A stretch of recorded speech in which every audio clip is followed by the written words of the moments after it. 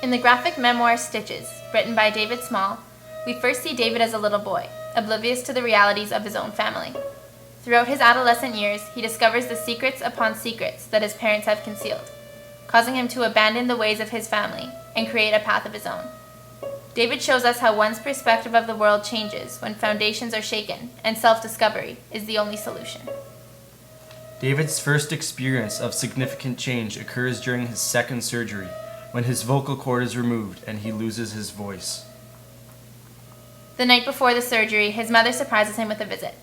Her presence in the dark hospital room is emphasized by the contrast in shading. Abruptly, David questions the presence of his mother, displaying the poor relationship that they have. We see David's mother show remorse and emotion, rare of her character. Her tears foreshadow what David will later discover from a letter he was not supposed to read. He has cancer. At this point, his mother wholeheartedly believes that he will die and is perhaps reflecting on her failure as a parent. Meanwhile, David is completely ignorant to the situation. She has come to grant him one last wish and fulfill what she believes to be her final motherly duty. The expression on her face in this frame shows she does not feel comfortable asking this question. Here, her cowardice is evident. The images are continuously shown from the mother's to David's perspectives, helping us feel the situation from both points of view. David's tone with his mother quickly changes. The dark shading on his face accentuates his resentment, and he attempts to confront his own anger. In this split frame, the resemblance between the mother and son is obvious, and intended to be so. But it is their facial expressions that really demonstrate the similarity between them. They do not love themselves, nor do they love each other. David cannot love himself. The neglect he faces in his own household is sure of that. Throughout the memoir, his self-worth continues to diminish as he loses his ability to speak, and when he discovers that his mother does not love him. David's mother cannot love herself because she cannot be herself, and doesn't have the courage to do so.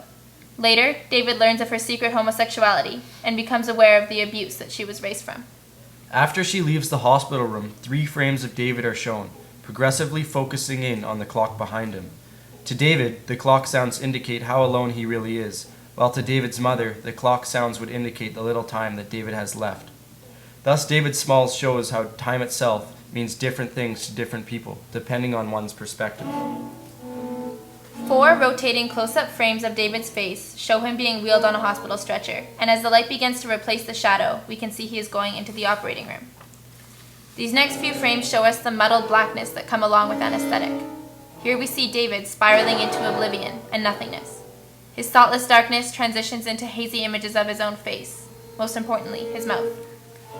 David's tactic of asking us to step into our own mouths is a storytelling technique. He uses a satirical tone and unrealistic images.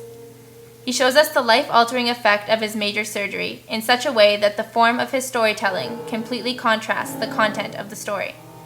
This technique actually ends up increasing the severity of it all and amplifies the power of his voice. He ended this section with a close-up of his mouth, making the only sound it's capable of, while surrounded by white space. He draws the attention to only his mouth to underline that one loss, his voice. Essentially, this surgery was a turning point in David's life and opened up the door that his parents had tried so tirelessly to close. From here, David discovered many secrets that allowed him to be aware of the reality of his family. The secret of his disease that his parents had tried to conceal was simply a gateway into all of the other hidden truths. From this, David learned a new way to interpret his surroundings. He used his art to communicate his feelings and was finally able to see his artistic ability was a gift. David was also able to leave his family and abandon the tradition of abuse and deception. In this section, David loses his voice. However, the loss of his voice is but a mere example of losing something that he was previously so sure